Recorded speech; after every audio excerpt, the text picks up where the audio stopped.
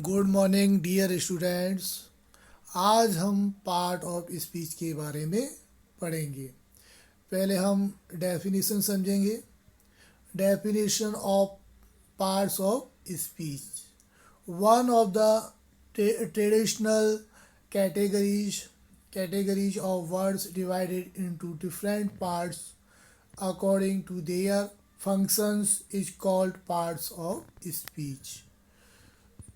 Part of speech की परिभाषा क्या होता है? शब्दों की पारंपरिक श्रेणियों में से एक को उनके कार्यों के अनुसार अलग अलग भागों में विभाजित किया जाता है। इसे पार्ट्स ऑफ स्पीच कहते हैं। इस पार्ट ऑफ स्पीच कहा जाता है। हिंदी में इसको शब्द भेद कहा जाता है। वाक्य में कई शब्द दिए होते हैं, तो उनको अलग अलग भागों में विभाजित किया जाता है। उसको हम शब्द भेद अर्थात पार्ट ऑफ स्पीच कहते हैं।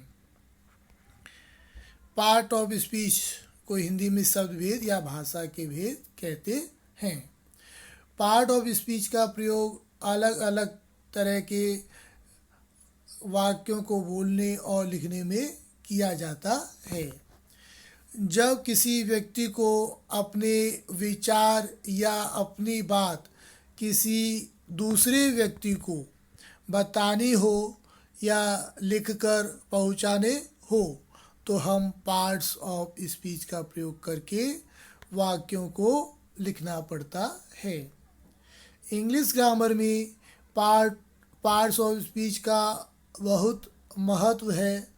बिना पार्ट्स ऑफ स्पीच के ज्ञान की अंग्रेजी की नॉलेज यानी ज्ञान अधूरी है। आपकी अंग्रेजी की नॉलेज अधूरी है। शब्द भेद यानी पार्ट ऑफ स्पीच, ये क्या होता है? शब्द भेद किसे कहते हैं, आइए समझते हैं। शब्द भेद की परिभाषा, वाक्यों में प्रयोग किए जाने वाले शब्दों को अलग अलग भागों में बांटा जाता है। इन्हें शब्द भेद कहते हैं। जो शब्द वाक्यों को लिखने में प्रयोग किए जाते हैं वही शब्द भेद कहलाते हैं, जो कि हम ऊपर अभी पढ़ चुके हैं। डेफिनेशन फिर से देख लीजिए। दूसरी डेफिनेशन और दिया हुआ है। Definition of parts of speech, the words used in the sentence are divided into different parts. These are called words। किसी भाषा में बहुत सारे शब्द होते हैं, लेकिन इनका अर्थ व प्रयोग अलग अलग तरीके से किया जाता है।